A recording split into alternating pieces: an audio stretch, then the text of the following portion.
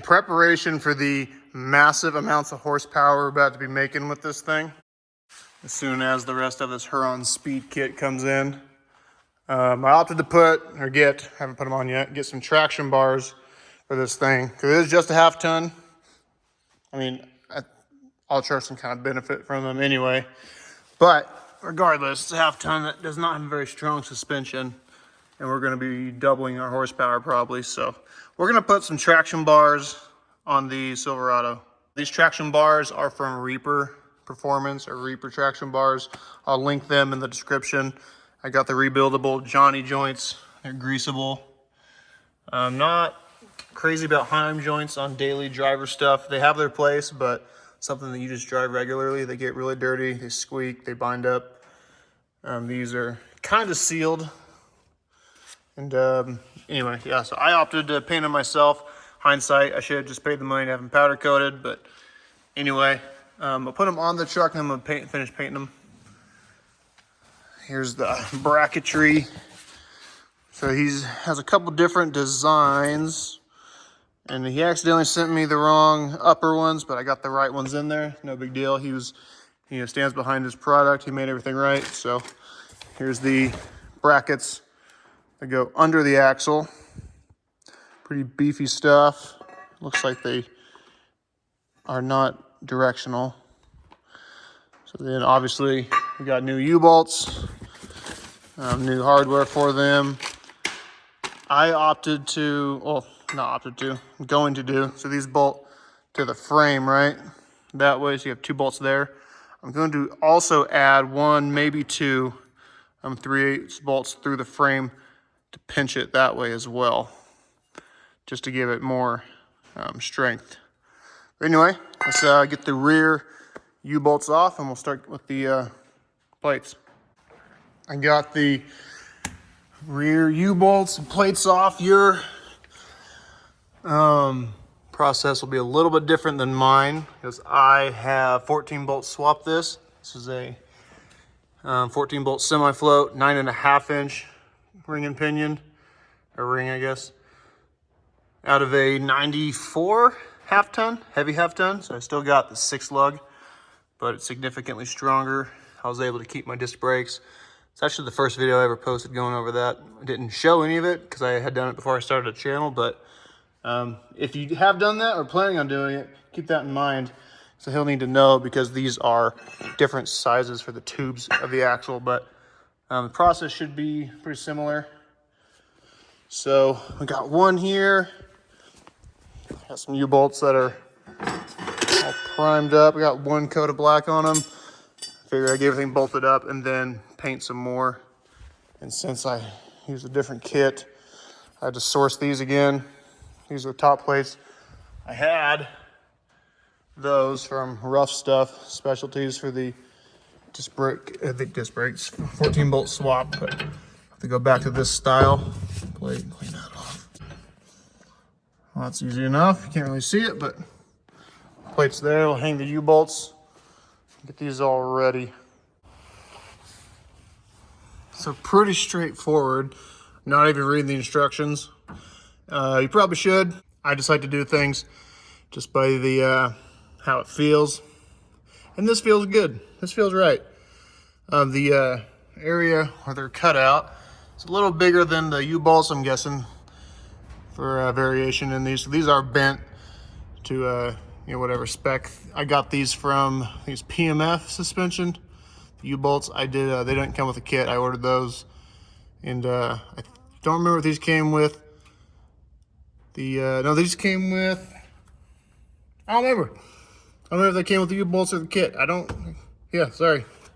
But anyway, we're going to torque these up in steps. That way everything torques evenly. Crisscross applesauce. These final torque online, from what I'm finding, for a 5/8 U-bolt is anywhere from 160 to 180. So we'll get to 180, see how that feels. I might just cut the difference, do 170. But at any rate, and make sure they're grade 8 too. I guess I should mention that. These are grade 8, not grade 5. Grade 5 is quite a bit lower. But got about the same amount of thread showing on all of them. So now, like I said, we'll torque them up. I'll probably go like 20 25-pound increments. Probably a little overkill. I could probably go higher jumps than that, but that's what I'm gonna do. We're gonna go ahead and call that. You can probably see we're distorting that a little bit. That's 160 foot-pounds. So that's the bottom end of this torque. Huh. Maybe read the instructions. I don't remember them giving a specific foot-pounds. I thought it was, you know, just torque spec, but maybe he says to do it less. So that's the problem. Maybe it'd be better if these were like fully boxed. I don't know. But anyway, we'll just leave it there. Go ahead and get the bars mounted up next so we can see where to drill holes in the frame. All right. So what I did is I put the bar in here, held it up, marked the holes, took it back out, drilled the holes. I got the floor jack, pressed this up against the frame as tight as I could get it. Not tight, I mean, that way there's no slack in between it. Not a lot of weight. I don't know why I said all of it. Anyway, tighten those down. These are 1/2 inch, so I went to 75, 76 foot-pounds. And after careful consideration, I think we'll just do 1 3/8 bolt through here to give some clamping force that way. I don't want to drill too many holes right here, weaken the frame. It's not weakening it too much because you're clamping with the bolt, so that shouldn't really affect it. But yeah, I'm not an engineer, so I don't know. But I'm just gonna try and center punch right between the two. We'll do 1 3/8 bolt. Okay, so we got that mounted up. Everything's tight. As for those U-bolt brackets kind of bending, it's kind of my bad. I looked at his instructions. It does say only 110 foot-pounds, which to me isn't quite tight enough, but I do have a friend who does some welding and fab work for a living, so I'm gonna send these to him. He's going to box them, straighten them out. I'm not gonna tighten that side. I haven't done that side yet. Not gonna tighten it to 160. We're just gonna do 100. That's what Reaper recommends.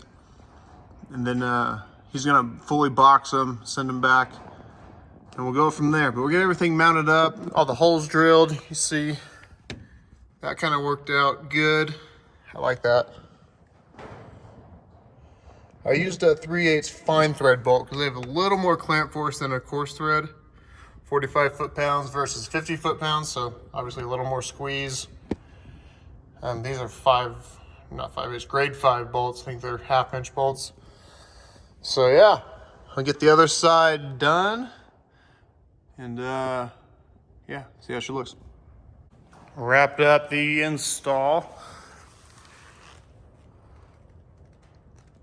Turned out pretty good. Like I said, I over-torqued those per his specs, but even at 110, I guess you can't see from here, but they're bowing a little bit. So like I said, send them to a buddy. He's gonna fully box them. We'll see how tight we can get them. Maybe not go 160, but we'll just have to play it by ear. But want to get everything mocked up. Got the bolts drilled, or holes drilled. Everything's bolted up. Going to paint these solid black now. But man, this looks good. Gonna paint the driveline as well. That had to be shortened for the 4L80. So overall, not bad. Pretty good for the price. These were, I think, 650 bucks. It's 2024. The year is anyway. So a few things I might do different next time. Maybe for the Duramax, I might get weld-on ones. Not entirely sure, not crazy about drilling holes. So you actually kind of compromise the frame.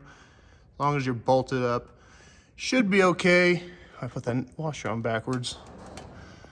Yeah, well. Anyway, pretty good, I think, for the price. A lot of the other companies are a bit more expensive, but we'll see what happens with these, see how they work. Like I said, I do want a set for my Duramax. We'll see how these ride. The Johnny joints are supposed to be quieter, not supposed to be as noisy like Heim joints. They have a little bit of vibration dampening, I guess. I don't really know a lot about them, but anyway.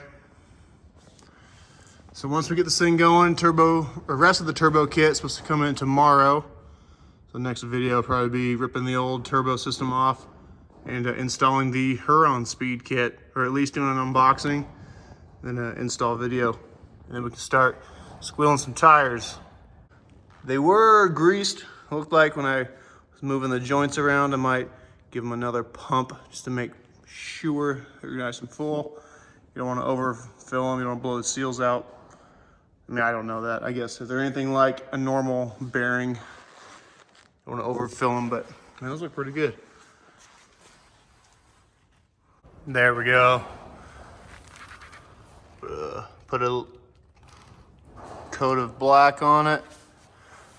Much better. Satin black, baby.